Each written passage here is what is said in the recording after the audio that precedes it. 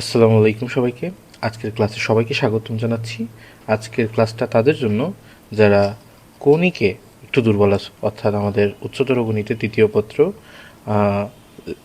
অধ্যায় 6-এর কনিক্স অধ্যায়টায় যাদের বিশেষ সমস্যা রয়েছে, ধরো যারা অনেক পড়েও বা অনেক চেষ্টার পরও ম্যাথ পারতেছে না এই অধ্যায় থেকে, তাদের জন্য আমরা একদম বেসিক থেকে সব কিছু কভার করব। যতটা কম সময়ে কভার করা যায় ততটা কম সময়ে আমরা কভার করব। তো আজকের লেকচার 1-এ আমরা দেখব কনিকের বেসিক।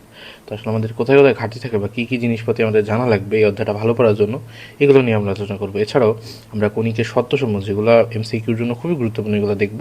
যেহেতু প্রথম ক্লাস, এই ক্লাসে আমরা একটু বার্তা বলে নিলাম। তো এখন চলো আমরা শুরু করব। যদি এই কয়েকটা ক্লাস তুমি ঠিকমতো দেখতে পারো বা ফুলফিল ওয়েতে কমপ্লিট করতে পারো, আশা করি তোমার কনিক্সে কোনো ঝামেলা থাকবে না। চলো কথা না বাড়িয়ে শুরু করা যাক। তো দেখো, ফার্স্টেই আমরা এখানে কনিক্সের পরিচিতি নিয়ে একটু আলোচনা করি। তো এইটা তেমন একটা যে গুরুত্বপূর্ণ তা না, তবে এই যে বইয়ের ভাষায় লিখে রাখছি, তোমরা চাইলে পড়ে নিতে পারো। আমি যদি সহজ বাংলায় বলি তাহলে হলো একটা কণিক, এই যে তোমরা বার্থডে পার্টিতে দেখে থাকবা যে এই একটা কণিক, তাই না? তোমরা কণিক সবাই চিনো। তো এই যে কণিক, এই কণিকটাকে একদিন গ্রিক বিজ্ঞানী ছিলেন, তো ওনার নাম হলো মিনোকমাস। তো ওই বিজ্ঞানী করলেন কি, একটা কণিক নেওয়ার পরে তারপর ওইটাকে একটা সমতল দিয়ে, যে একটা সমতল, এই যে দেখো এই যে একটা সমতল দিয়ে উনি খণ্ডিত করলেন। তো খণ্ডিত করার পরে উনি কয়েকটা বিকৃত বৃত্ত পাইলেন, মানে বৃত্ত, কিন্তু বৃত্তর মতোই দেখতে, কিন্তু একটু বিকৃত। তো এই বৃত্তগুলোকে উনি নাম দিলেন। উনি দিলেন এলিপস, যেটাকে আমরা বলি উপবৃত্ত। উনি দিলেন প্যারাবোলা, যেটাকে আমরা বলি পরাবৃত্ত। আর দিলেন অধিবৃত্ত বা হাইপারবোলা। এই নামগুলো উনি দিলেন। আচ্ছা, তাহলে মেনলি আমরা এই চ্যাপ্টারে এই পরাবৃত্ত, অধিবৃত্ত এবং উপবৃত্ত পড়ব।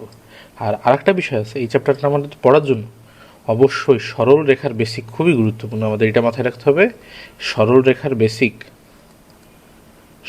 বেসিক আমাদের থাকতে হবে। যদি তুমি সরল রেখা না করে থাকো, আমার সাজেশন থাকবে এই ক্লাসটা পরে করার জন্য। অর্থাৎ তোমার সরল রেখা না করে এই চ্যাপ্টারটা করা উচিত হবে না। তারপরেও তুমি করতে থাকো, আমি যেখানে যেখানে দরকার পড়ে আমি অবশ্যই সেখানে সরলরেখার টপিকগুলো বুঝাই দিব, সমস্যা নেই। কিন্তু আমার সাজেশন থাকবে তোমরা অবশ্যই সরলরেখাটা ভালোভাবে করে তারপরে এই চ্যাপ্টারটা করো। আচ্ছা, ঠিক আছে। তাহলে এখানে বইয়ের ভাষায় লেখা আছে থিওরিগুলো, তত্ত্বগুলো তোমরা পড়ে নিও, এটা অত বেশি একটা গুরুত্বপূর্ণ না। আচ্ছা, এখন আসো আমরা পরের স্লাইডে যাই। এখন দেখো, আমরা এখন পড়বো আসলে উপবৃত্তে, মানে তোমার একটা কণিকের কী কী বিষয়গুলো আবশ্যিক থাকে, মানে কী কী উপাদান সম্পর্কে আমাদের জানা লাগবে, আমাদের ম্যাথে লাগবে। এখান থেকে কিন্তু আমাদের গুরুত্বপূর্ণ বিষয়গুলো শুরু হবে আস্তে আস্তে। তোমরা একটু খেয়াল করবে। দেখো, আমরা এই বিষয়গুলো দেখবো যে এখানে যেমন আছে কেন্দ্র, শীর্ষবিন্দু, অক্ষরেখা, উপকেন্দ্র বা ফোকাস, উপকেন্দ্রিক লম্ব, এগুলো কি এটা আমরা জানবো। দেখো, তাহলে আমরা একটু চিত্রের মাধ্যমে দেখার চেষ্টা করবো। আমরা চলো আমরা একটা পরাবৃত্তের চিত্রের মাধ্যমে বা উপবৃত্তের চিত্রের মাধ্যমে আমরা একটু দেখি। এখন আমরা একটা উপবৃত্ত আঁকবো, বুঝছো? এখন এটা জানা খুবই জরুরি, কারণ সামনের লেকচারগুলোতে যখন আমরা পরাবৃত্ত, উপবৃত্ত এবং অধিবৃত্ত পড়বো, তখন কিন্তু আমরা আলাদা আলাদা লেকচারে প্রত্যেকটা লেকচার এক একটা করে শেষ করব।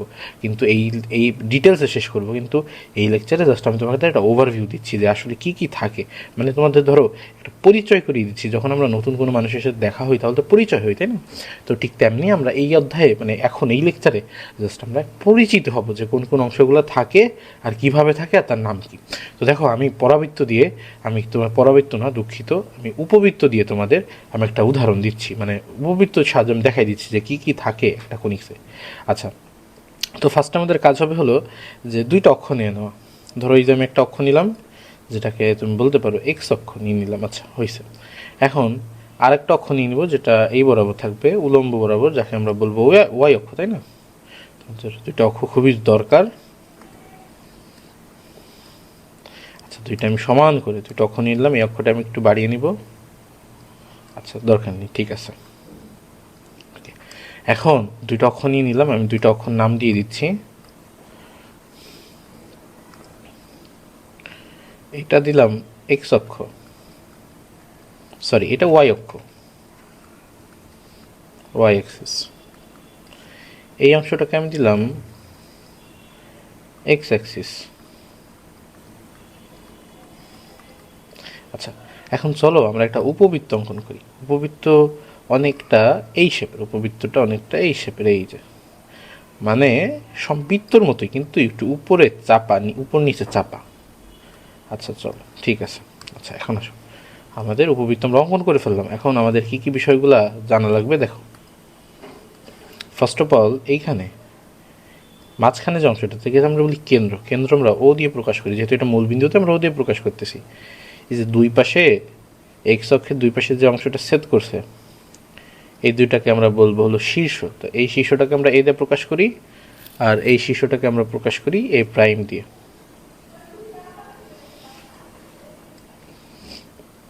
আচ্ছা, এখন আসো নেক্সটে কি করতে পারি দেখো। আমাদের তিনটা বিন্দু আমরা পয়েন্ট করে ফেলছি, কিন্তু এখন আসো আমাদের আরও কিছু জিনিস অঙ্কন করা লাগবে। যেমন এরপর আমরা যদি এরকম দুইটা রেখাটা নিই, সোজা করে নিলাম একটু। আচ্ছা, এই যে একটা রেখা, যদি এটাকে একটু কপি করে নেই, এই পাশে সেম একটা রেখা, এই দুইটা রেখাকে আমরা বলবো নিয়ামক রেখা। তো আমরা আশা করি সবাই বিষয়টা বুঝতেছো যে এটা হলো আমাদের নিয়ামক রেখা। আচ্ছা, এই যে যে দুইটা রেখা অঙ্কন করলাম, এই দুইটা রেখাকে বলি আমরা নিয়ামক রেখা। দেখো আমি সব কিছুই পয়েন্ট আউট করে দেবো, সমস্যা নেই। দেখো আস্তে আস্তে আমরা দেখি। তাহলে এই শীর্ষ এবং কেন্দ্রের মাঝে থাকবে হলো আমাদের একটা ফোকাস বা উপকেন্দ্র, এটাকে আমরা বলবো এস দিয়ে প্রকাশ করব। তো যেহেতু দুইটা উপকেন্দ্র থাকবে, একটাকে আমরা এস আর একটা এস প্রাইম দিয়ে প্রকাশ করব। আর দেখো এই যে নিয়ামক রেখা, নিয়ামক রেখায় যে নিচে যে ওই ছেদবিন্দু থাকবে অক্ষরেখা নিয়ামক রেখা, সেটাকে আমরা বলবো নিয়ামকের পাদবিন্দু, বলবো নিয়ামকের পাদবিন্দু। আর এই সাইডেও একটা থাকবে, নিয়ামকের পাদবিন্দু থাকবে। তো এটাকে আমি জেড দিয়ে প্রকাশ করতেছি, এটা আমরা জেড প্রাইম দিয়ে প্রকাশ করতেছি। আচ্ছা, এরপরে আসো, এরপরে দেখো উপকেন্দ্র, এটা হলো এস, হলো উপকেন্দ্র। তো এস এর উপরে যদি একটা লম্ব অঙ্কন করি, তাহলে এটাকে বলা হবে হলো উপকেন্দ্রিক লম্ব। তো এটা দুই সাইডেই হবে, উপরেও নিচেও। আচ্ছা, সেমলি এই পাশে আমরা একটু অঙ্কন করে দিই।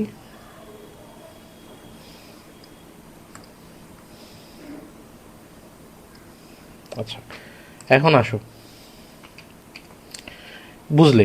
তো আমি একটু রিপিট সামারি করে দিই তোমাদের জন্য যে কোনটা কি। দেখো এই যে দেখো, আমি একটু লাল কালি দিয়ে করার চেষ্টা করব। আমি লাল কালি দিয়ে তোমাদের জন্য মার্ক করে দিচ্ছি, মার্ক বলতে একটু হাইলাইট করে দিচ্ছি। আচ্ছা দেখো,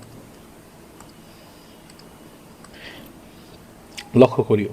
দেখো আমাদের প্রথমে এই যে এইটা লাল গোল দিচ্ছি, এখানে তোমার ছিল কি, এটা হলো কেন্দ্র। এরপরে কেন্দ্র একটাই থাকবে এইখানে, এই যে এটা হলো শীর্ষ, এই যে এটা শীর্ষ। আচ্ছা, আর এর মাঝখানে কেন্দ্র, এই কেন্দ্র আর শীর্ষের মাঝখানে থাকবে হলো একটা বিন্দু, যাকে আমরা বলবো ফোকাস বা উপকেন্দ্র, যেটাকে আমরা এস দিয়ে প্রকাশ করি। একটা যেহেতু দুইটা উপবৃত্তে যেহেতু দুইটা থাকে, একটাকে এস আর একটাকে এস প্রাইম দিয়ে আমরা প্রকাশ করতেছি। আচ্ছা আসো, এরপরে দেখো, এরপর আমরা একটা নির্দিষ্ট দূরত্বে, শীর্ষ থেকে একটা নির্দিষ্ট দূরত্বে আমরা একটা রেখা টানছি, যেটাকে আমরা বলছি কি, যেটাকে আমরা বলছি নিয়ামক রেখা। এটার আর একটা নাম আছে নিয়ামক রেখা, সেটা হল দ্বিকাক্ষ রেখা। দেখো দুই পাশে দুইটা হবে, কিন্তু দুই পাশে যেহেতু শীর্ষ দুইটা, আমাদের নিয়ামক রেখাও দুইটা হবে, দেখছো? এরপর দেখো উপকেন্দ্রের উপর আমরা একটা লম্ব টানছি দুই পাশে, এটাকে বলি আমরা উপকেন্দ্রিক লম্ব। দেখো এই পাশেও টানছি, বুঝছো? আচ্ছা এখন হইল।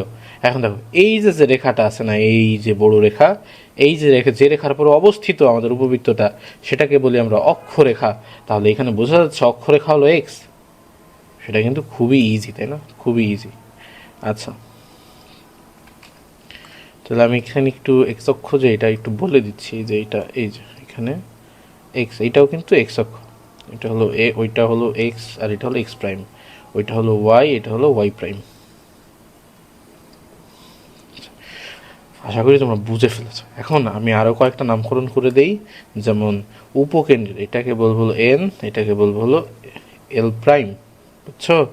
আবার এইটাকে দেখো, এটাকে আমরা বলতে পারি এল, আর এটা বলতে পারি এল প্রাইম।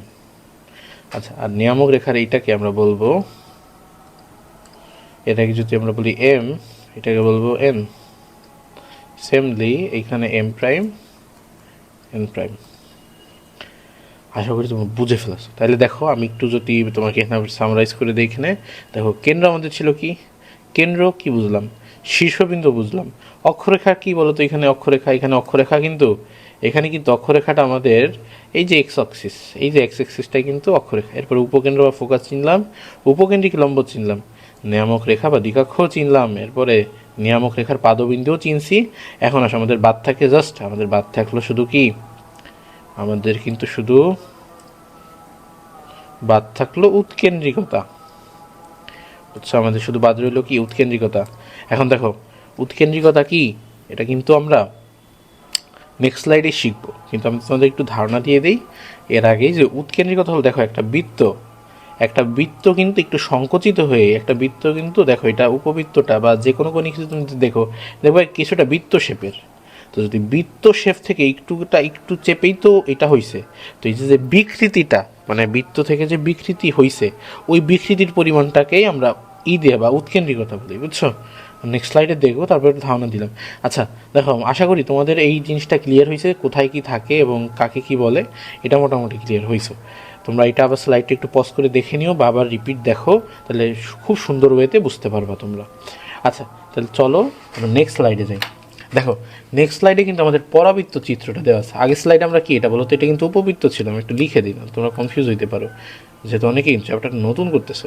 তাহলে এটা কিন্তু উপবৃত্ত চিত্র, কিসের চিত্র, অবশ্যই উপবৃত্তের। বুঝছো, এটা কিন্তু উপবৃত্ত, এটা একটু মাথায় রেখো, এটা কিন্তু উপবৃত্ত। আচ্ছা এখন আসো আমরা পরের স্লাইডে যাই। পরের স্লাইডে দেখো খুব সুন্দর করে না পরাবৃত্ত দেওয়া আছে। এখানে দেখো সেমলি কেন্দ্র, শীর্ষবিন্দু, অক্ষরেখা, উপকেন্দ্র, ফোকাস সব কিছু মার্ক আউট করা আছে যে এখানে। তোমরা যদি চাও এখান থেকে দেখে নিতে পারো। এখন তোমরা প্রশ্ন করতে পারো যে উপবৃত্তের তো আসলে কেন্দ্র নাই। আচ্ছা এটা জিনিস মাথায় রেখো, উপবৃত্তের কিন্তু কেন্দ্র নাই, এটা জিনিসটা একটু মাথায় রেখো। আমরা যদিও এটা ডিটেলসে শিখবো, উপকেন্দ্রের কিন্তু কেন্দ্র নাই, উপবৃত্তের কিন্তু কেন্দ্র নাই, পরাবৃত্তের কেন্দ্র নাই, একটু মাথায় রেখো। পরাবৃত্তের কেন্দ্র নাই,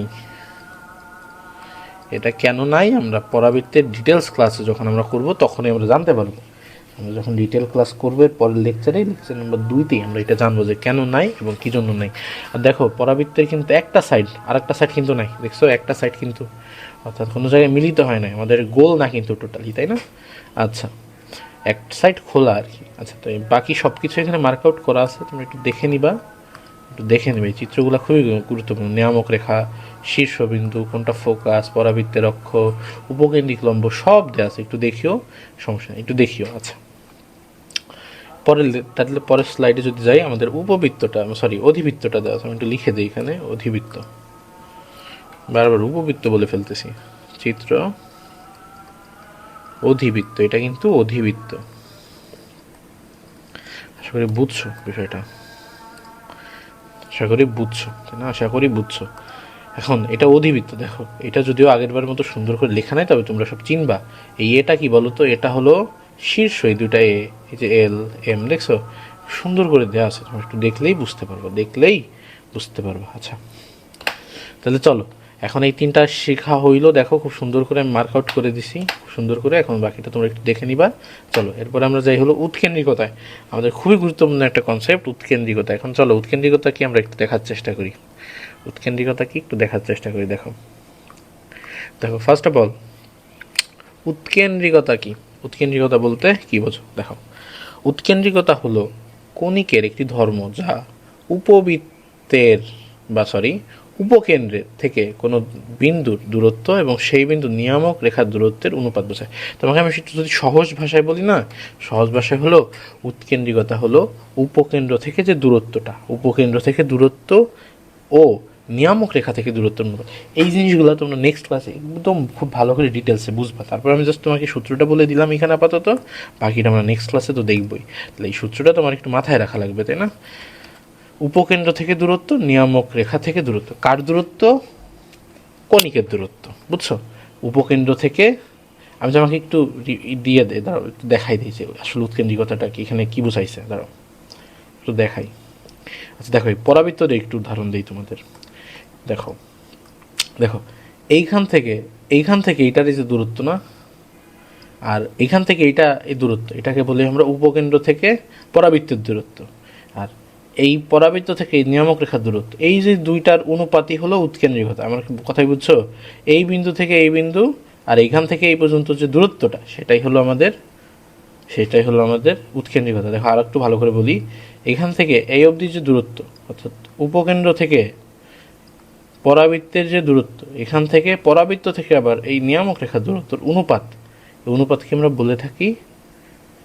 বলে থাকি উৎকেন্দ্রিকতা। তাহলে চলো আমরা আরেকটা ইয়েও আছে, আরেকটা সংজ্ঞাও আছে। দেখো উৎকেন্দ্রিকতা যেটা শুরুতে বলছিলাম, উৎকেন্দ্রিকতা হলো একটি মান যেটা বৃত্তের আকৃতি কতটুকু বিকৃত আছে সেটা প্রকাশ করে। কথা কি বুঝতেছ? আচ্ছা, এখন আসো উৎকেন্দ্রিকতা কীভাবে বৃত্তের আকৃতির সাথে সাথে এটা কমে বাড়ে, এটা আমরা একটু দেখি। চলো, এই ভিডিওটা তোমরা দেখলে না খুব ভালো করে বুঝে যাবে। দেখো এখানে কিন্তু দেখো উৎকেন্দ্রিকতার সাথে সাথে এটা কিন্তু উৎকেন্দ্রিকতা, তাই না? দেখাই তোমাদের একটু, এটা কিন্তু উৎকেন্দ্রিকতা। দেখো উৎকেন্দ্রিকতা লক্ষ্য করে, উৎকেন্দ্রিকতা দেখো কি হয়, উৎকেন্দ্রিকতা বাড়ার সাথে সাথে কিন্তু বৃত্তের বিকৃতিটা আস্তে আস্তে বাড়ে। আর দেখছো আস্তে আস্তে নামও চেঞ্জ হয়, দেখছো? এটা খুবই কিন্তু গুরুত্বপূর্ণ একটা জিনিস যে এখানে উৎকেন্দ্রিকতার সাথে সাথে দেখো উৎকেন্দ্রিকতা বাড়ার সাথে সাথে বৃত্তের শেপটা চেঞ্জ হয়। বৃত্তে কিন্তু ছিল, বৃত্তের ক্ষেত্রে উৎকেন্দ্রিকতা কিন্তু 0। আচ্ছা, বৃত্ততে বা সার্কেলে কিন্তু উৎকেন্দ্রিকতা অবশ্যই 0 ছিল, দেখছো? তারপরে যখন আস্তে আস্তে বাড়তেছে তখন বৃত্তের শেপও চেঞ্জ হচ্ছে। আচ্ছা চলো এখন নেক্সটে আমরা যাই, নেক্সট স্লাইডে যাই। আশা করি তোমরা এই জিনিসটা বুঝছো, তোমরা সুন্দর করে পজ করে স্লাইড থেকে নোট করে নিবা। আচ্ছা, এখন আসো আমাদের খুবই গুরুত্বপূর্ণ একটা জিনিস, এটা এমসিকিউতে আসে। চলো আমরা এটা দেখা শুরু করি। এটা হলো বৃত্ত, পরাবৃত্ত, উপবৃত্ত ও অধিবৃত্ত সত্য হওয়ার সত্য এখন উৎকেন্দ্রিকতা থেকে মানে এর মান কত হলে কোনটা কী হবে। আমি তোমাকে লিখে দিই, লিখলেই বুঝে যাবা।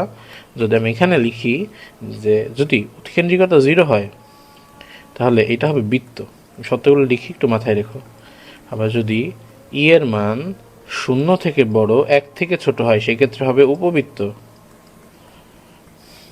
তোমাদের এটা একটু মুখস্থ রাখা লাগবে। উৎকেন্দ্রিকতা = 1 হয় তাহলে এটা হবে কি? পরাবৃত্ত। একটু মাথায় রেখো, এটা হবে কি? পরাবৃত্ত। এখন আসো, আর যদি উৎকেন্দ্রিকতার মান 1 থেকে বড় হয় তাহলে এটা হবে হলো অধিবৃত্ত। এটা হবে হলো অধিবৃত্ত। আশা করি বুঝছো।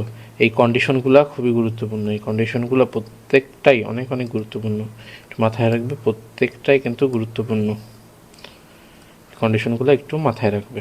আচ্ছা, একটু মাথায় রাখবে। আচ্ছা চলো নেক্সট স্লাইডে যাই। আর এখানে কিন্তু দেখো সার্কেল কেমন হবে, তোমার উপবৃত্ত কেমন হবে, পরাবৃত্ত কেমন হবে, আর হাইপারবোলা বা অধিবৃত্ত কেমন হবে সব কিন্তু এখানে দিয়ে রাখছি। দেখছো এখানে কিন্তু সব দিয়ে রাখছি, তোমরা একটু দেখে নিবা কিভাবে কি হয়, এখান থেকে একটু দেখে নিও। আচ্ছা চলো তাহলে নেক্সট স্লাইডে যাই।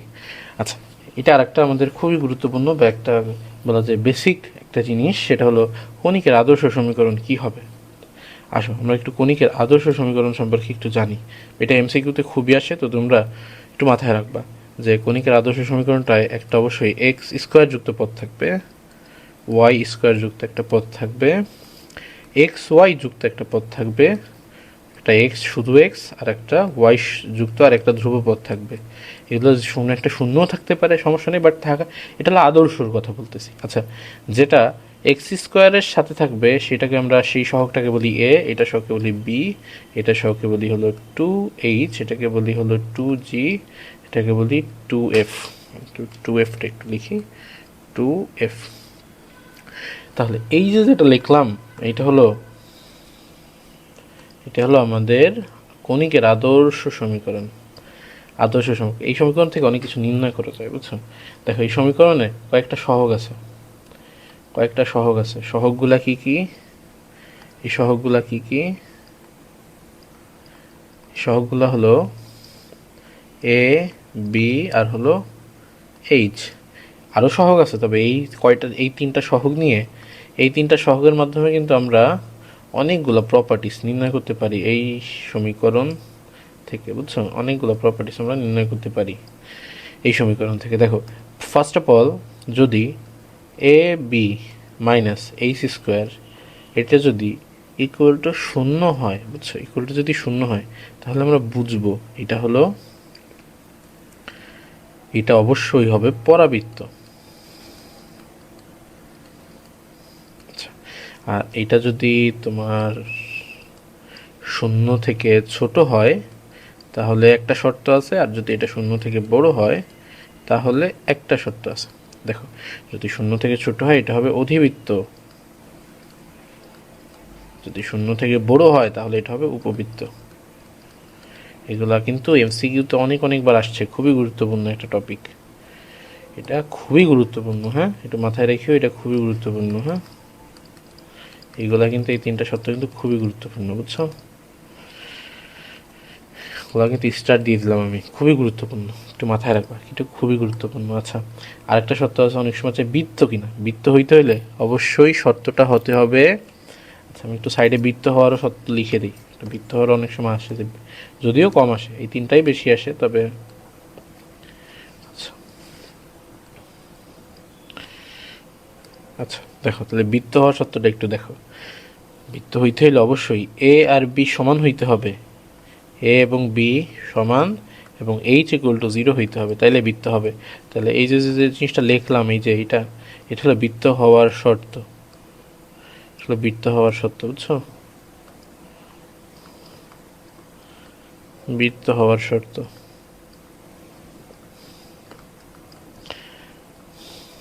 দেখো, বৃত্ত হওয়ার শর্ত। এখন এটা এমসিকিউতে কীভাবে আসবে? এমসিকিউতে একটা সমীকরণ দিয়ে দিবে, বলবে এটা নিচের কোনটি, তুমি এটা বাইর করে দেখবা যে আসলে এটা কোনটি হয়। যদি A B minus H square equal to 0 হয় তাহলে পরাবৃত্ত, যদি শূন্য থেকে ছোট অধিবৃত্ত, যদি বড় হয় উপবৃত্ত। আর যদি এ আর বি সমান হয় এবং এইচ যদি 0 হয় তাহলে এটা হবে বৃত্ত। একটু খেয়াল রাখি। আচ্ছা, তাহলে চলো আমরা নেক্সট স্লাইডে যাই। তাহলে এখানেই শেষ হচ্ছে আজকের লেকচার 1টা এখানে শেষ হচ্ছে। তাহলে আমরা নেক্সট ক্লাসে আমরা পরাবৃত্ত রিলেটেড সব কিছু এক ক্লাসেই শেষ করে ফেলবো। টুকটাক ম্যাথ সলভিংও দেখবো। এই ক্লাসে তেমন একটা ম্যাথ দেখলাম না আমরা, তবে থিওরিগুলো শেষ করলাম। আশা করি তোমরা সবাই এগুলো আয়ত্ত করতে পারবো, আর আয়ত্ত করলে আশা করি ম্যাথগুলো খুব ইজিলি সলভ করতে পারবা।